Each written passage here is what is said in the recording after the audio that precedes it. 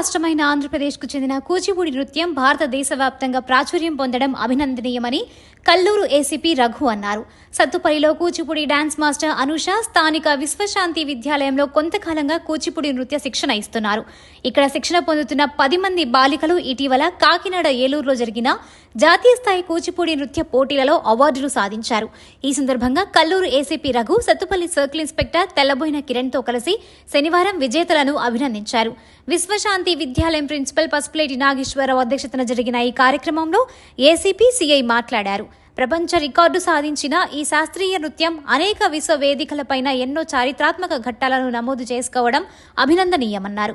కూచిపూడి నాట్యాచారిణి అనూషను, విద్యార్థులను ప్రోత్సహిస్తున్న తల్లిదండ్రులను అభినందించారు.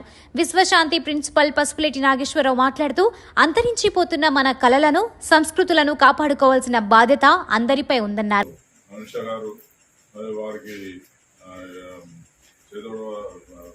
సహాయం అందించిన నాగేశ్వరరావు గారు మరియు పిల్లల తల్లిదండ్రులు వాళ్ళ ఇనిషియేటివ్ తోటి పిల్లలు కూడా ఈ అంతరించిపోతున్న నృత్యాన్ని నిలబెట్టడానికి, మన సంస్కృతిని సంప్రదాయాన్ని కాపాడడానికి తల్లిదండ్రులు కూడా ముందుకొచ్చి పిల్లలను ప్రోత్సహించి వాళ్ళు చదువులతో పాటు ఈ నృత్యంలో కూడా వాళ్ళ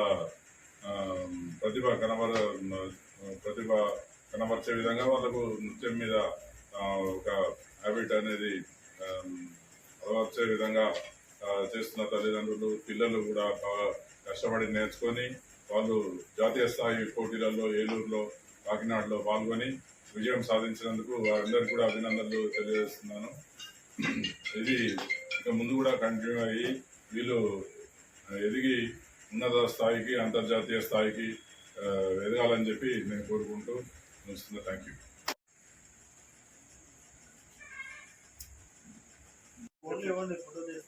వద్దులే, నేను పంపిస్తాను మేడం గారికి గ్రూప్లో పంపిస్తాను.